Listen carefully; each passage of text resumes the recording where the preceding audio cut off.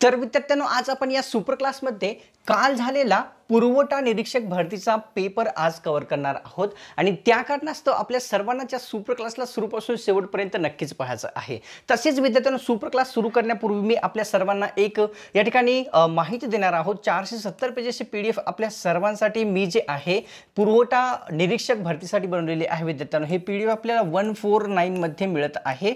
या पीडीएफला जो आहे या पीडीएफ मधील जे जीके क्वेश्चन्स आहेत आज झालेल्या तिन्ही शिफ्ट मध्ये बरेच आलेले होते आणि त्या कारणास्तव हे पीडीएफ आपल्याला जर हवे असेल तर आपल्याला स्क्रीनवर जो मोबाईल नंबर दिसत आहे त्यावर आपल्याला व्हॉट्सअप करायचा आहे। एक क्यूआर कोड दिला जाईल आणि 149 पेमेंट झाली की लगेच हे 470 पेजेसची पीडीएफ आपल्याला दिली जाईल ईमेलवर।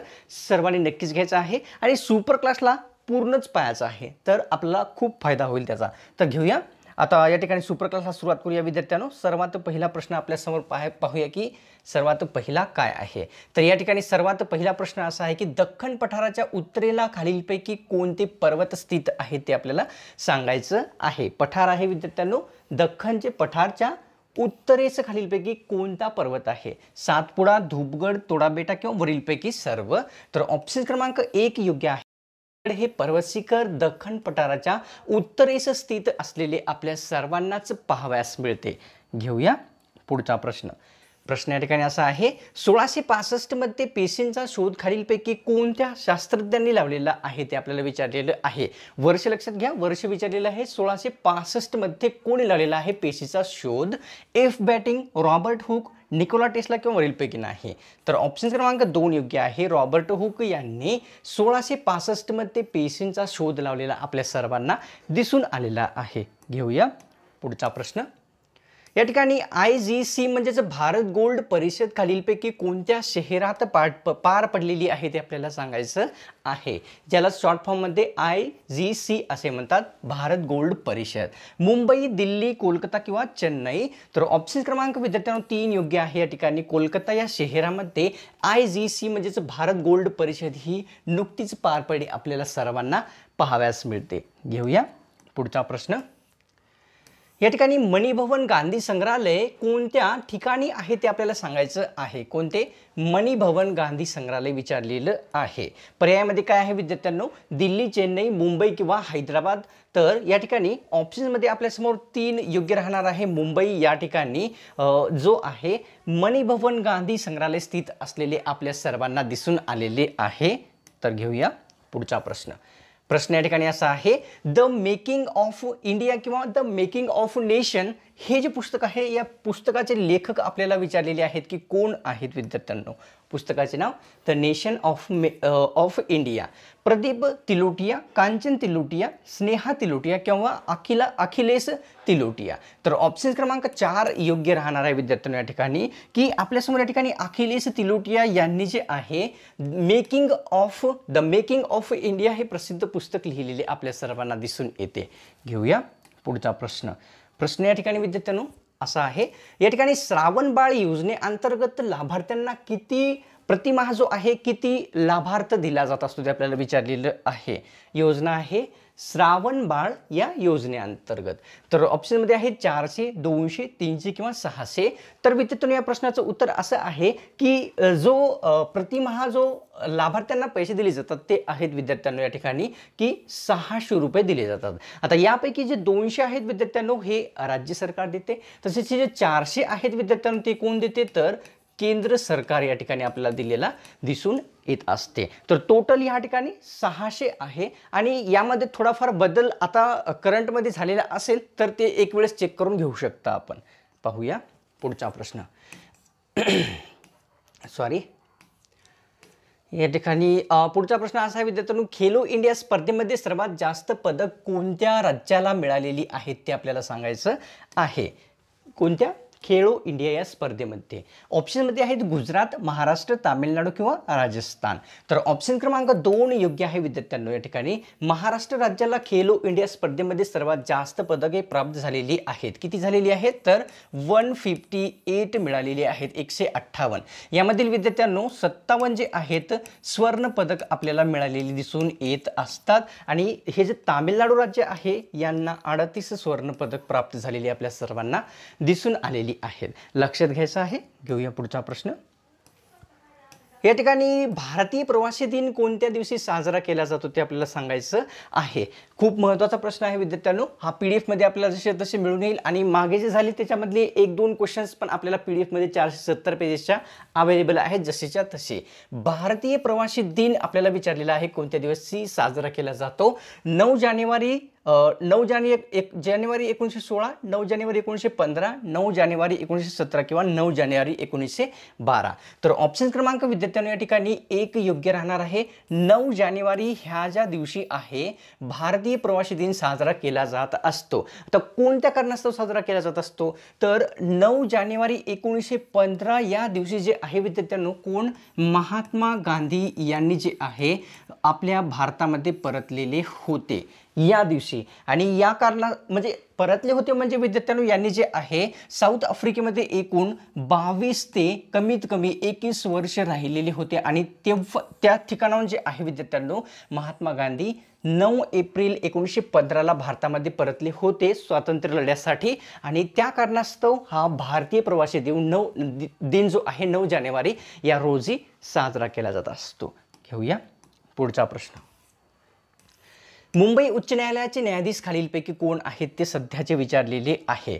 त्या ठिकाणी करंटचा प्रश्न आहे विद्यार्थ्यांनो. मुंबई उच्च न्यायालयाचे सध्याचे न्यायाधीश विचारलेले आहेत प्रदीप नंद्राजोग, MS पठाण, श्रीकांत आनेकर किंवा वरीलपैकी नाही. ऑप्शन क्रमांक 1 योग्य आहे. प्रदीप नंद्राजोग यांनी जे आहे मुंबई उच्च न्यायालयाचे सध्याचे न्यायाधीश आहेत. आणि हा सेम टू सेम जो प्रश्न आहे विद्यार्थ्यांनो कोणी विचारलेला होता तर या ठिकाणी TCS पॅटर्न देखील हा जो प्रश्न आहे विचारलेला होता नुकतीच जी एक्झाम झालेली आहे त्या एक्झाममध्ये. घेऊया पुढचा प्रश्न. या ठिकाणी महाराष्ट्र निवडणूक आयोगाची स्थापना खालीलपैकी कोणत्या वर्षी झालेली होती ते आपल्याला विचारलेलं आहे. यापूर्वीच्या शिफ्टमध्ये विद्यार्थ्यांनो आपल्याला काय विचारलं होतं की महाराष्ट्र निवडणूक आयोगाचे जे आयुक्त आहेत मुख्य आयुक्त कोण होते ते असा प्रश्न विचारला होता. आणि यामध्ये आयोगाची स्थापना कोणत्या वर्षी झालेली आहे ते विचारलेलं आहे. ऑप्शनमध्ये 1990, 1994, 1996 किंवा 2000. तर ऑप्शन क्रमांक 2 योग्य आहे विद्यार्थ्यांनो. 1994 या वर्षी जे आहे या ठिकाणी महाराष्ट्र निवडणूक आयोगाची स्थापना झालेली आपल्या सर्वांना दिसून येते. घेऊया पुढचा प्रश्न. बॅकग्राऊंडमध्ये थोडासा आवाज आला तर माफ करा कारण मला येत आहे फटाक्याचा. तर प्रश्न असा आहे विद्यार्थ्यांनो या ठिकाणी की राज्यघटनेच्या सरनाम्यामध्ये खालीलपैकी कोणत्या शब्दाचा उल्लेख आहे ते आपल्याला विचारलेलं आहे. जो सरनामा आहे राज्यघटनेचा त्यामध्ये ऑप्शन्स आहेत धर्मनिरपेक्षता, गणराज्य, समाजवादी किंवा वरीलपैकी सर्व.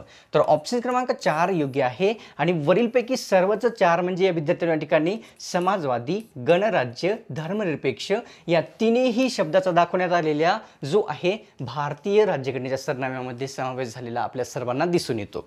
घेऊया पुढचा प्रश्न. प्रश्न या ठिकाणी असा आहे की PM सूर्योदय योजना कधी चालू झालेली आहे ते विचारलेली आहे. करंटचाच प्रश्न आहे.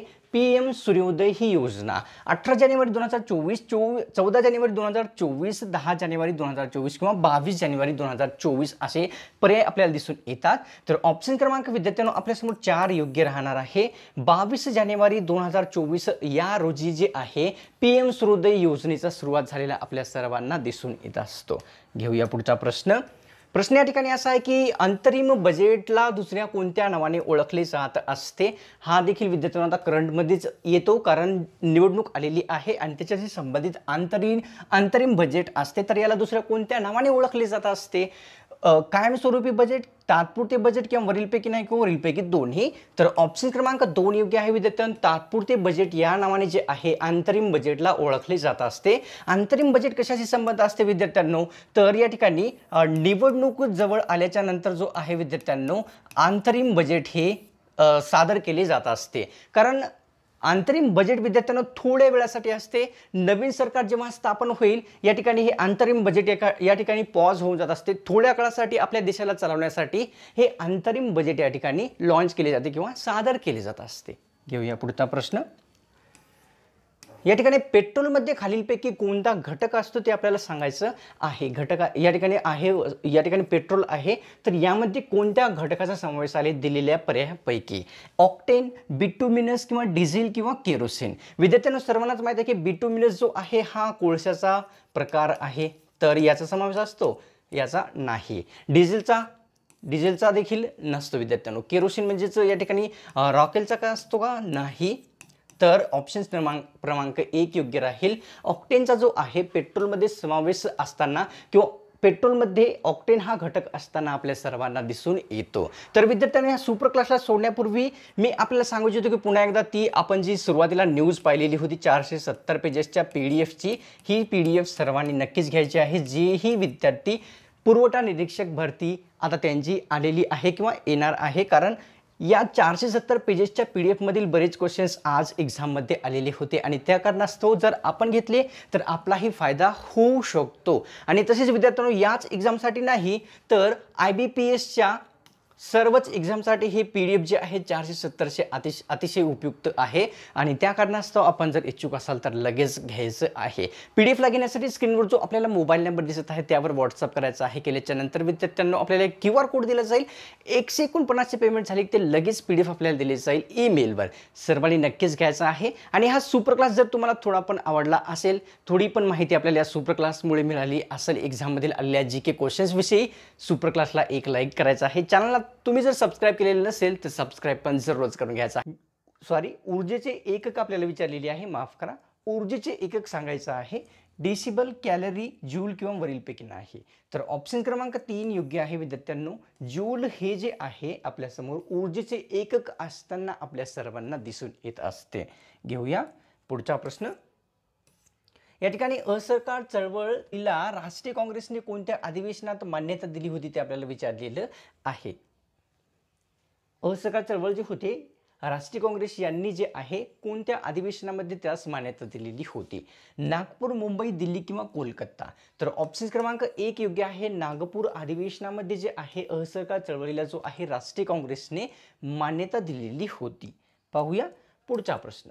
प्रश्न या ठिकाणी असा आहे की व्हॉइस ऑफ इंडिया हे वृत्तपत्र खालीलपैकी कोणाचे होते किंवा आहे ते आपल्याला सांगायचं आहे. वृत्तपत्राचं नाव व्हॉइस ऑफ इंडिया असे आहे. पंडित नेहरू, दादाभाई नौरोजी, विनोबा भावे किंवा लोकमान्य टिळक?